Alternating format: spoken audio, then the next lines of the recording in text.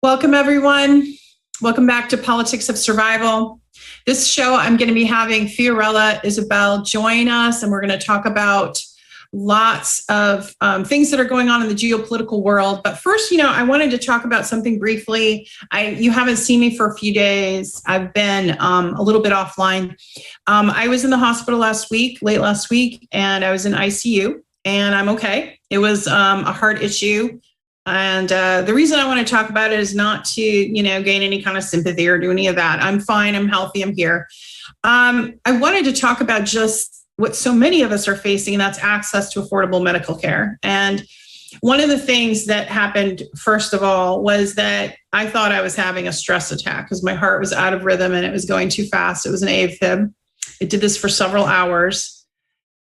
Because it didn't present like a normal heart attack, I didn't know that I was having one. I thought I was having a stress attack or panic attack. And this happens to many women because women's symptoms present differently than men's when they're having that kind of issue.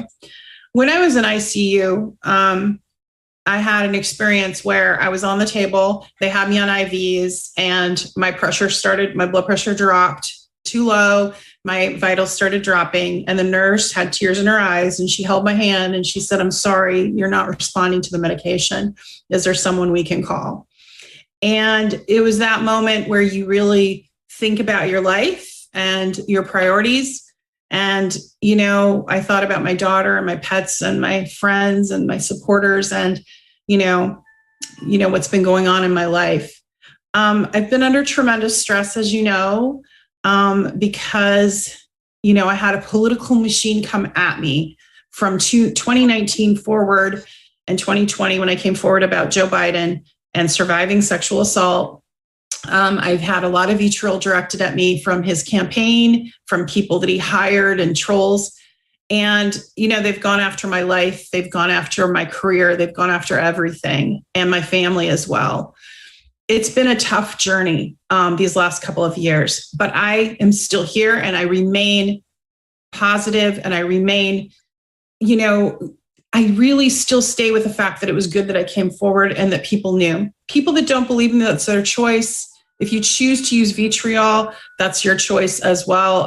There's nothing I can do about that if you troll me or whatever. But what I would like to say to other survivors is that, you have support, you have a community, and I want to make the world better, and I want to make it better for other survivors to come forward. And I want to make it so that if survivors have to come forward about a famous person or a powerful person, that there's not this fear and shame shrouding for them.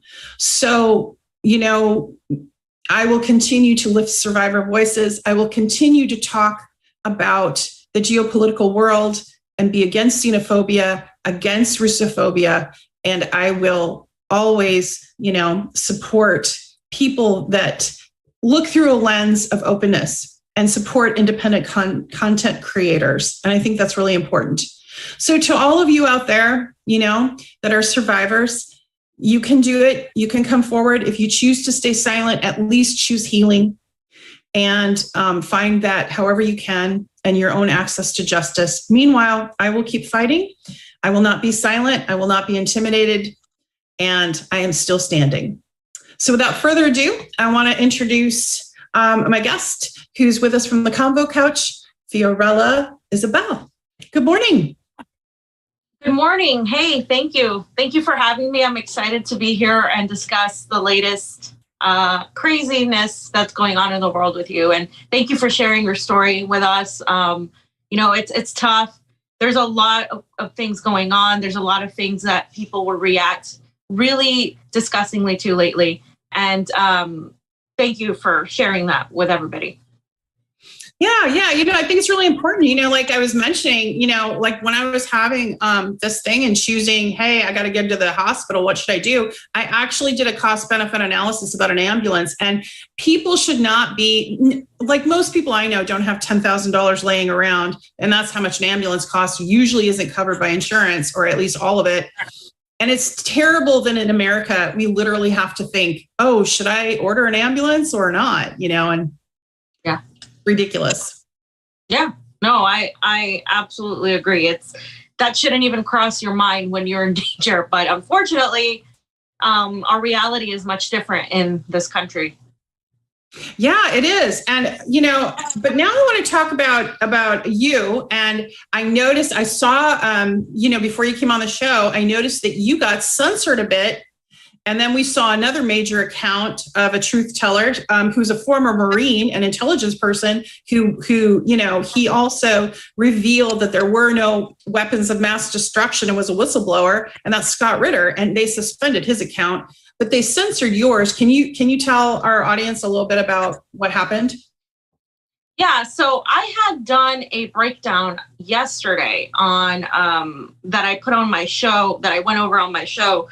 And it was this breakdown just basically on what happened in Bucha and how, like, the different contradictions that were there, specifically coming from the Russian Defense Ministry and how they alleged that they did not participate in that they had nothing to do with it, that the mayor had already declared victory because Russians had left, and Russians had left because there was no military tactical need for them to be there. And so there was a period of days in between where nothing was said, and the bodies, the way they were laid out, a lot of people in Ukraine and people who were journalists that were on the ground, like Gonzalo Lira, were saying, like, this doesn't look like the Russians did it, the body positioning, everything. And then, of course, the media, the Ukrainian media had come in. And just after they came in is when they started releasing this footage. So there were a multitude of things that I was laying out there, including a video of where these Ukrainian officers, and you could tell they were Ukrainian by the blue band, were saying, can I shoot those that don't have that blue band?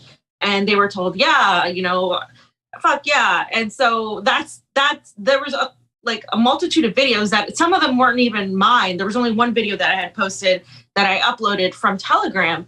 But I said specifically, I cited who said it. I cited the sources. It was never like me saying anything. Right. And initially they locked my account and they said they took it down because it was, they didn't say why. They just said, we took it down. You violated Twitter rules. And I said, okay, well, let me appeal that. So I appealed it and they denied the appeal. And they said now it was harassment and abuse.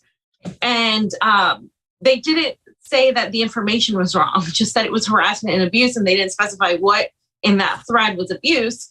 And right. So and who are you harassing? Exactly. Right? I don't know what's harassing. And so they basically say in order to get your account back, you have to delete this tweet. And thankfully, I had already put the whole tweet in my breakdown of yesterday's show, which I will clip out, which should be out today in clips. But in that breakdown, you can see the whole thread. So I deleted the tweet because then I wouldn't get my account back. But in deleting the tweet, you also, that they were going to delete anyway, you also have to, you're admitting that you did something wrong, which I didn't do anything wrong. And so this happened right after the New York Times released an article saying that Twitter was going to crack down on any sort of narrative straying away from the State Department narrative, essentially. You know, and so that was the first thing. And then, of course, as you mentioned, Scott Ritter immediately was taken down off of Twitter. No idea why. I think I know he wrote an article for RT, but I don't know any other reason as to further. I just know that he was taken down off Twitter. And this has happened in the last few hours with Scott Ritter. Right. You know, and you're seeing it. I saw an article, of course, yesterday. It was in Yahoo News, and it was discussing that very thing about how they're going to be censoring any Russian accounts on Twitter. And then, of course, you have the announcement of Elon Musk. But let's get back to Bush. I want to talk a little bit more about that because people are seeing in mainstream news, because I went ahead and looked at a few things, some really graphic accounts and, you know, graphic violence. And it's very confusing when people say, when people, you know, that are just going about their everyday lives, that are really not examining the geopolitical, you know, world, what's true and what's not. And that's what's really frightening about how the Western media is really taken almost this approach of just completely controlling the narrative and the lens of which we see this, and to the point where you can't discern it. Igor Lopotnik, directed several documentaries with Oliver Stone, one of them, Ukraine on Fire. He talked about this type of fake propaganda from Ukraine and some of the corruption back with 2014. So this propaganda war began then, don't you think? Yeah, I mean, that propaganda has long been pushed. I mean, for a while. I mean, even like you could even go further about with McCarthyism and like how that is part That's of the 70 years. Yeah. Propaganda, exactly. And it's part of this whole priming people to be against anything Russia. And when people say things like, "Oh, I don't like Putin," blah blah blah, they'll just come up to you and say they don't like Putin, but they don't tell you exactly why. What's their reason behind it? What exactly has he done that they don't like? And they can't usually answer those questions because they don't realize that they have been propagandized from like birth to hate anything Russian. And now, of course, we had the elections come into play in 2016 with Russiagate. And even though that was, by all accounts, debunked, it doesn't matter. The liberal contingent is still acting like that's a thing. It's still calling everybody, a Russian asset.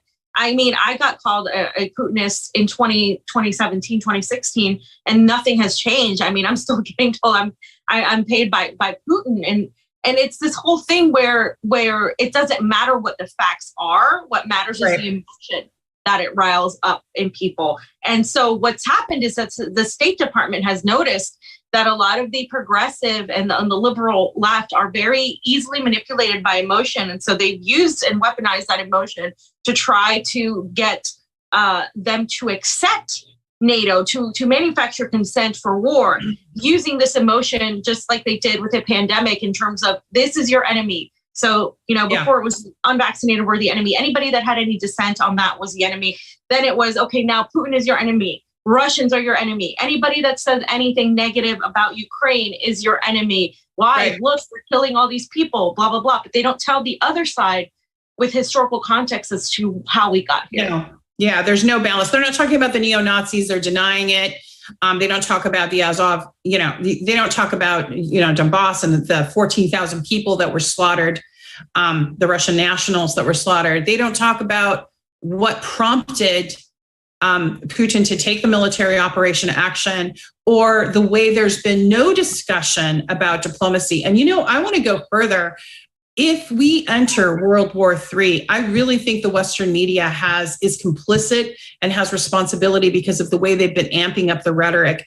And one of the ways they've been doing it is talking about nuclear war and making it somehow palatable, or like it could be limited. And I have a clip here because let's try to get a view from the Kremlin. And it's a clip from PBS. Which is interesting that they allowed a view from the Kremlin, but it's Dmitry Peskov who is, the spokesperson for Vladimir Putin. So let's hear what he has to say about nuclear war. We turn now to the view from inside the Kremlin and an interview with President Vladimir Putin's chief spokesman, Dmitry Peskov. He's also the deputy chief of staff to Putin. Special correspondent Ryan Chilcote, who was just reporting in Russia for us for the last several weeks, spoke with Peskov this morning.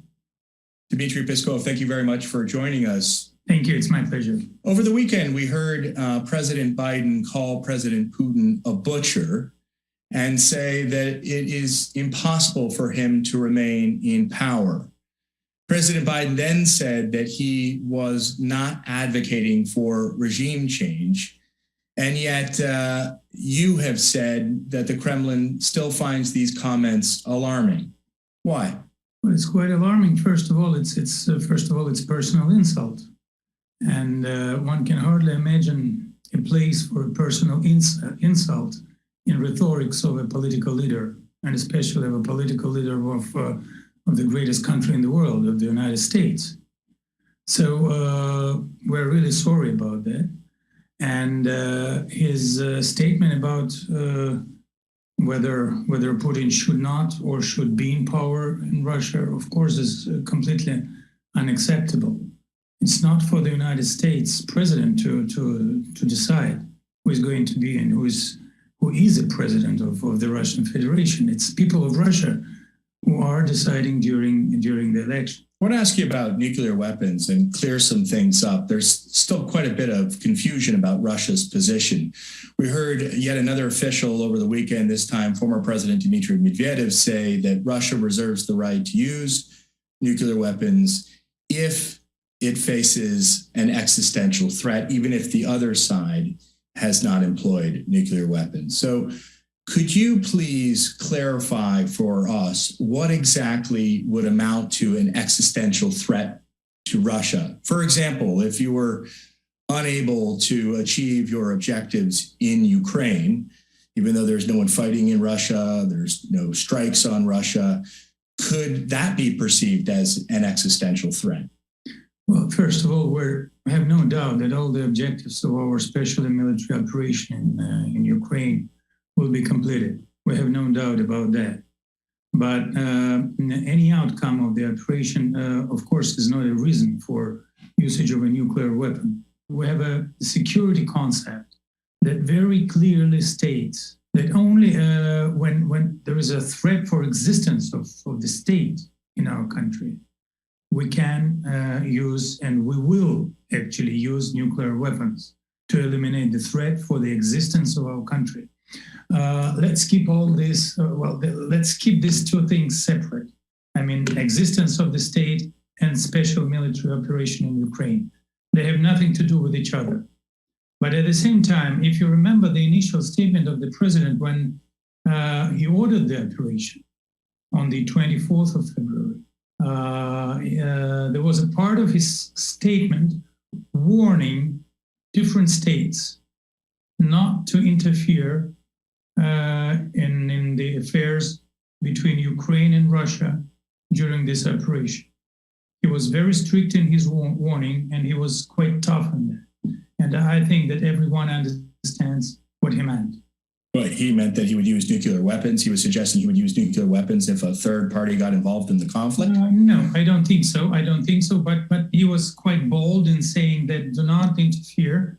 If you do that, we have all the possibilities to prevent that and to punish all those who are going to interfere. Look, Mr. Peskov, if you stick to your the dictionary definition of existential threat that we were discussing, clearly nothing that is taking place or is even really, quite frankly, imaginable that could take place could reach that bar of threatening the existence of the Russian state. So why not just clear this up right now? Why can't you, on behalf of Russia, rule out the use of nuclear weapons in this conflict right here? No one is thinking about even about the idea of using a nuclear weapon. All right.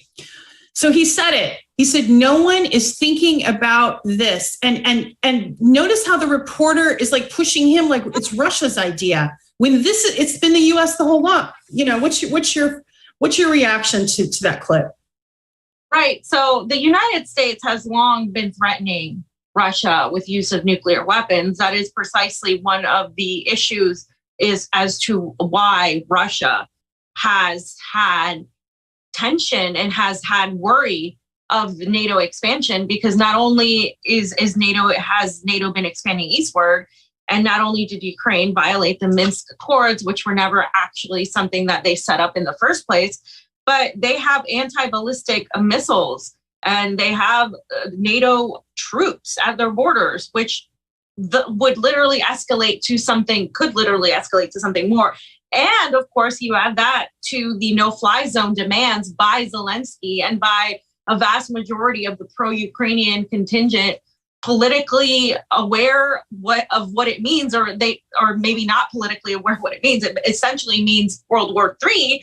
So when you have many political pundits in the West and many, very high-profile politicians calling for a no-fly zone, and then these protesters that somehow happen to be supported by the State Department having these protests in DC, demanding a no-fly zone to save children and women's lives, you have the possibility of nuclear war. And that is not something that Russia is instigating. It is something that Russia is responding to based on what has been thrown at them. And why does the United States and the West have the authority to demand that everybody just give up any sort of nuclear weapon authority but them? And that's always been the case, is that they've been acting like this police of the world and in a very unipolar way. But the reality is that that is obviously shifting. And we're seeing that shift, of course, with China, with Iran, with India, even with Saudi Arabia. And this is, of course, coming because of the economic issues that are tying them to Russian exports like gas and wheat and other things. And Europe, of course, is drastically being affected by that, and as is the working class of the United States. And so this is why they're gaslighting, I would say, gaslighting Russia into being the aggressor. Right. And you see that. And now, like today with the the new sanctions failed. The EU will not do some of the new sanctions on Russia. That happened today.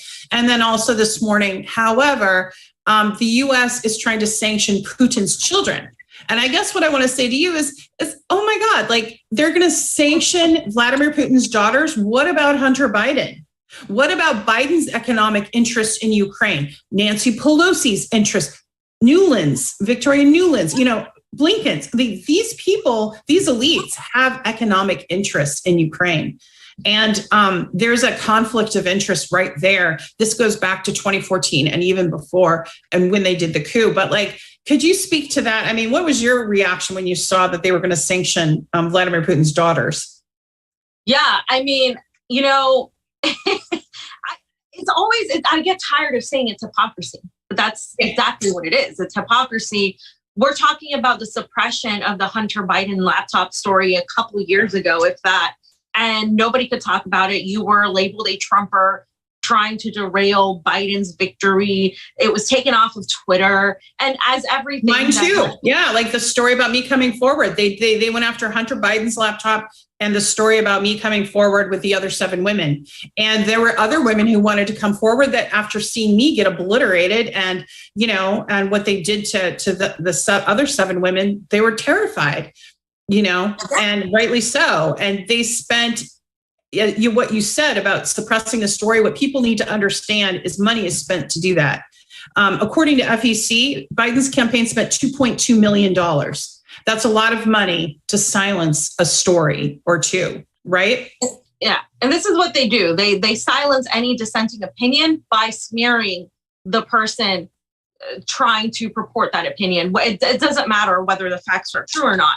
Is that person somebody we can smear? And that's what they did to you. That's what they did to anybody talking about the Hunter Biden story. And that's what they are doing right now with this whole situation, silencing dissent at every turn and labeling it as protection. Oh, we're just protecting the truth. We're just protecting what's happening. And of course, Paul Pelosi was involved in that, the money ties to Burisma. You have John Kerry's son. You have numerous people on both sides of the aisle, Democrat, Republican, and they were involved as well. And the thing is, it doesn't matter because at the end of the day, those people will never be held accountable.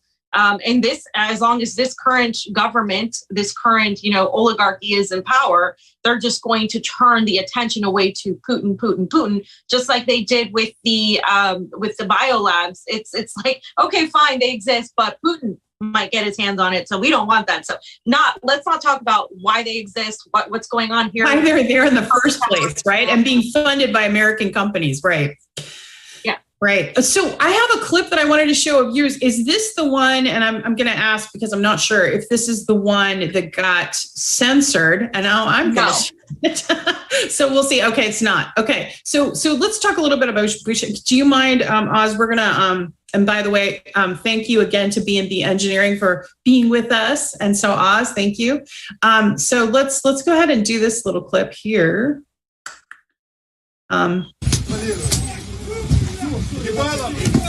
So what are we looking at? So So this is a picture of the Ukrainian military going after these civilians. And my point here is this is so similar not only to our military, which, you know, this is how our military does, but our military trains our police officers. This is extremely similar to law enforcement and what they did during the George Floyd protests. Now, a lot of people get a little bit angry when I talk about that because, you know, I'm extremely focused on the surveillance state and on the Pentagon and the military industrial complex. But guys, who trains the officers? It is the military. And oftentimes they are also trained by Israeli military, which is, you know, tied to intelligence. And the way they act is extremely similar to the way these soldiers act. So I said it's no wonder we support like Ukraine. Nobody wants to talk about things because why are they? Can you explain to the audience why are they going after these civilians? Why are they doing this?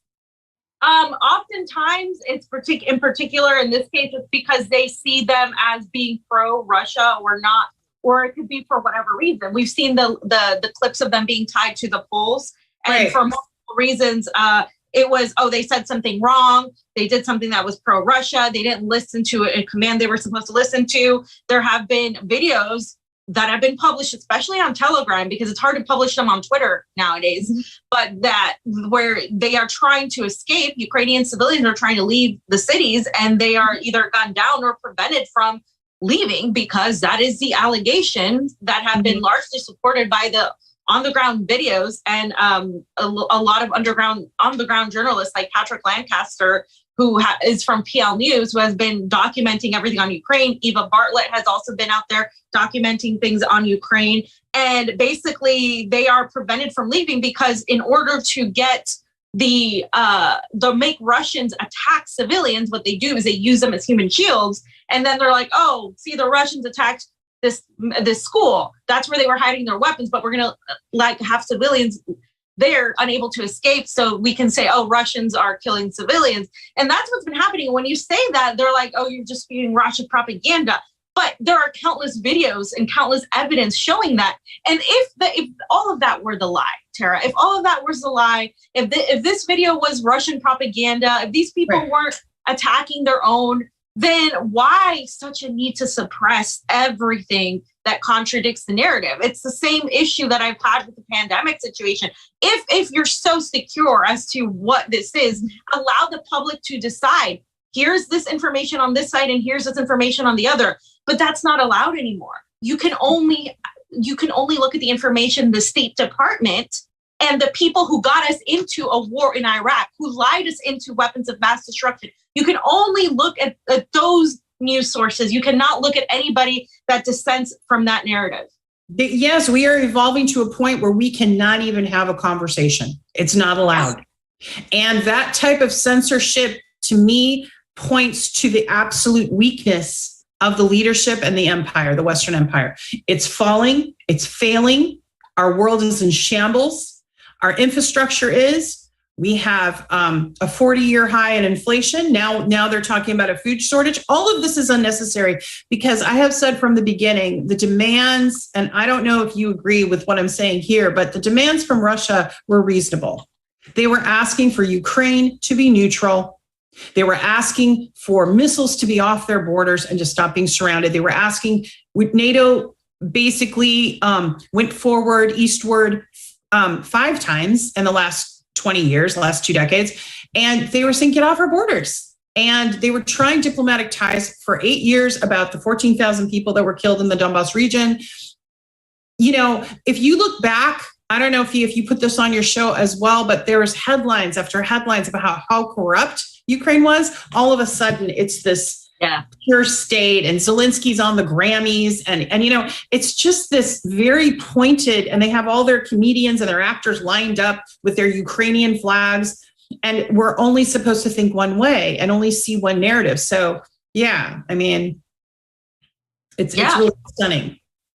It's obvious, and that's why I said that the United States is a military corporation with a production company, because we see Hollywood and the military and the State Department just conversely working together to form a certain narrative that they have to manage. And they wouldn't have to manage a narrative if we had real media like that wasn't, that wasn't propagandized, if we weren't shadow banned like you are, if we weren't taken off and censored, like if we weren't smeared like you are as well. And this is the thing, like this is what they do, discredit the witness, because now it's getting harder to assassinate people. It's much easier for the State Department to go and character assassinate a person in order to discredit them from ever having an opinion, and and embed all these things and just get people to believe that their opinion is not valid, and not even their opinion, their facts, the facts that they're stating when it's journalists that have come across. And we see this with Julian Assange, which is I mean, it's his, yesterday was the 12-year or the 10-year anniversary of the collateral damage video being released. And that to me is so poignant right now, because if you watch the video, and if you haven't seen it, you must watch it. I talked about it yesterday. I have seen it. Yes, it's very moving. It's very shocking. It's disgusting too, shocking. Right? Like how these human beings are looked upon as nothing. And no, they're just objectified. It's like the guy is treating it like a video game. Like he just wants to shoot them. When can I shoot? When can I shoot? He says over and over. Yeah. So all of that is so pertinent to today, is to why we need journalists and people, truth tellers, to really expose what the empire is doing. And more, it's becoming difficult to do that when they're shutting down every avenue. Yeah. Darth Vader is not Vladimir Putin. Darth Vader is Joe Biden. And I've said this from the beginning. They're the wolves in sheep clothing, the Biden administration. They come out like with rainbows and like, we're so inclusive. Yeah, they're inclusive with who they kill. That's it. Like they're inclusive with how they make money for a certain group of people that want to, and you noticed yesterday they trotted out Obama because Joe Biden is looking less and less effectual as a leader, as if to say to the country, look, behind the scenes, this is who's really running things. Look, don't worry, because, he was wandering around on the stage all confused and, whatever. So, I have another tweet that I wanted to put up. And in fact, if you don't mind going ahead, it's from RT, but let's go ahead and put up an RT comment on this, Oz, if you will. And it's waiting here. He's getting there. So anyway, here we go. Yeah, if you can see that, tell me your reaction to what RT's reporting there, Fee. Sure. Do you have it on your end? I'm sorry. No. Oh, you can't see it on your end? Oh, no, it's very, very small. If you want to read it. Yeah. Sure. Okay. Oz, do you want to read it? Go ahead. It's too small for us. MOD spokesman Major General Igor Konchenikov said that Ukraine had conducted another staged filming of civilians allegedly killed by violent actions of the Russian armed forces in order to be distributed through the Western media. Russia accuses Ukraine of preparing staged killings in Moschun village for Western sympathy. So this goes back to what I was talking about earlier, Fee, about Igor Lopotnik was talking about this actually last night, and then as well as on the documentary from 2014 on Ukraine on Fire, that Ukraine is a very sophisticated, with the help of Western propaganda, approach to gaining sympathy. And you spoke to this, gaining that emotional sort of shock and fear and sympathy by staging. And you've seen a lot of staging going on. So what do you think about RT's take about this upcoming staging that they're trying to like warn everyone, hey, look, they're going to do this. So yeah, I mean, because they've been doing this. This happened in Syria during the Duma chemical attacks, when they tried to turn the entire world against the Assad regime. And it's not like Assad and Putin are like angelic beings, and that's irrelevant at this point. It was the fact that they were trying to get people to hate Assad and blame Assad the same way they're trying to do that with Putin. And the reality was that the moderate rebels, the white helmets, were the ones doing this. And of course, that was found out later by the OPCW when they exposed that, yes, these chemical attacks were staged, just the same way Russia is saying that this is happening to them now. And we have found countless inaccuracies in the reporting from the Western media and the Ukrainian media by default, where the Mariupol hospital, that was found to be largely fabricated in terms of the Russians doing it. Then you had the attack on the Jewish memorial. That was largely found to be fabricated. Then you had like the ghost of Kiev. All of these things, you go down one by one and say, okay, well, those were debunked, but no. And but Snake Island as well, yeah. Island, yeah. But it's not talked about. If you talk about it, people are like, oh, you're spreading Russian propaganda without actually looking at the information.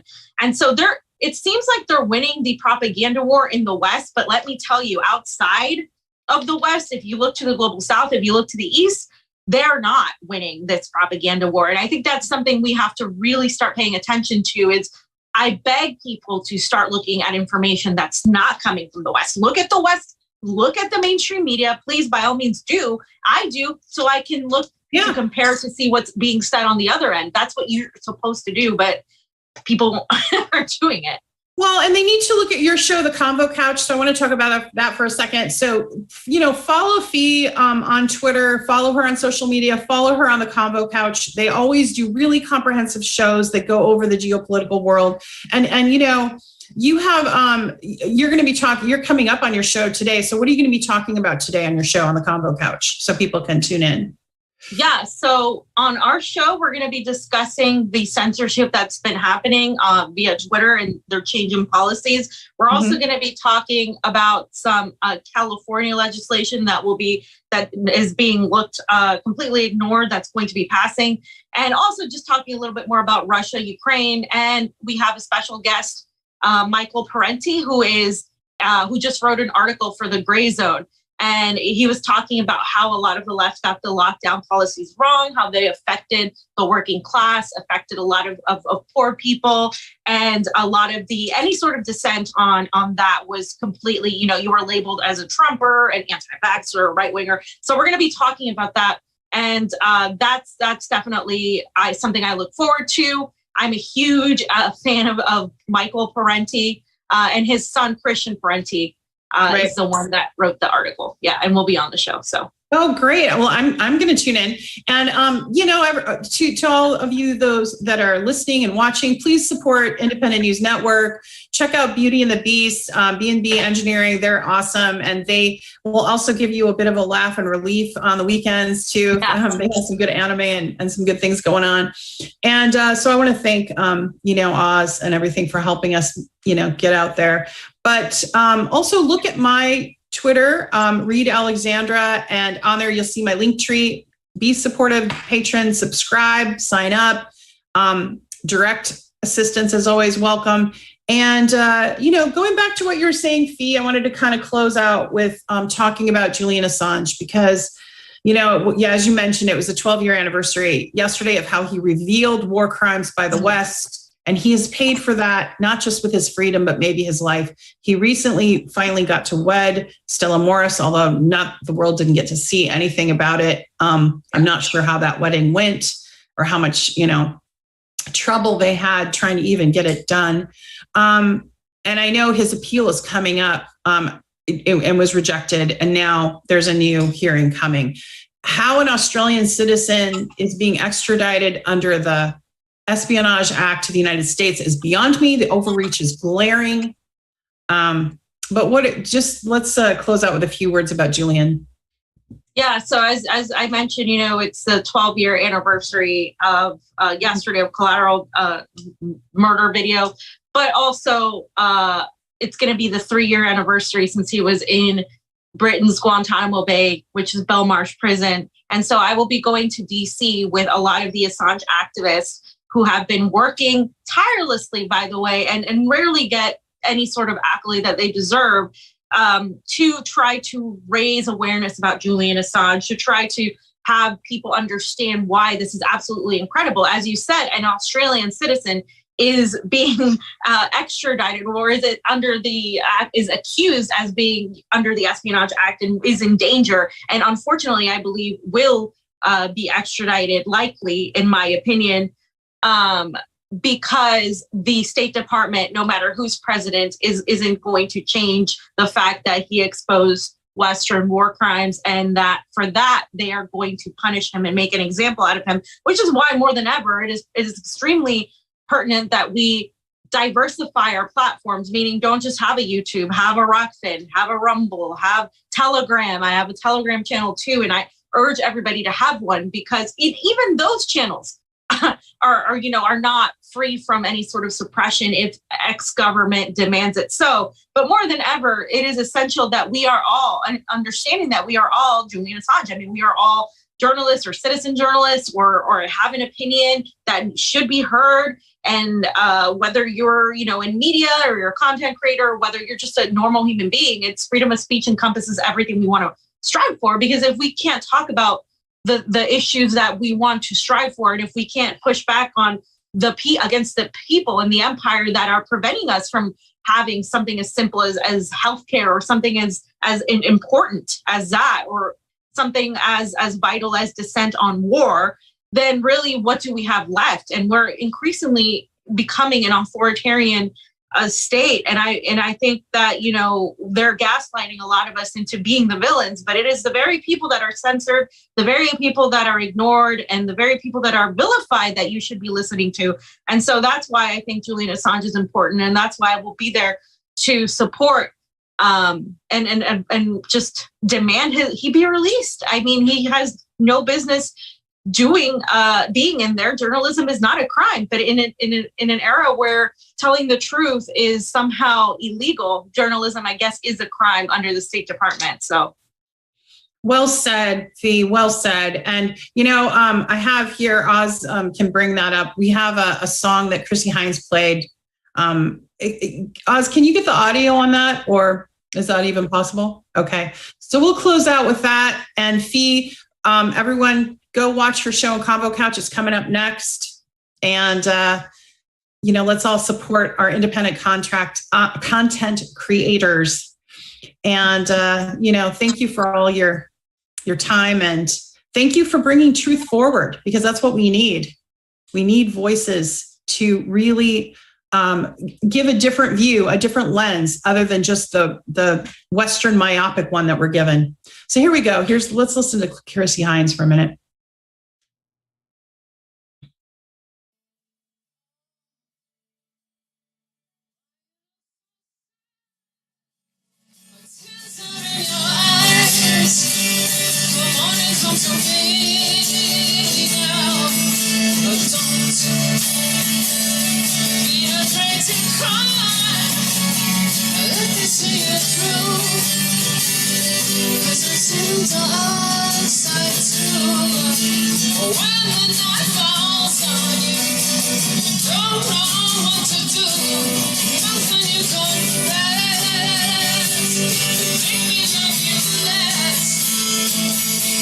Stand by you. I stand by you. Will I never hurt you?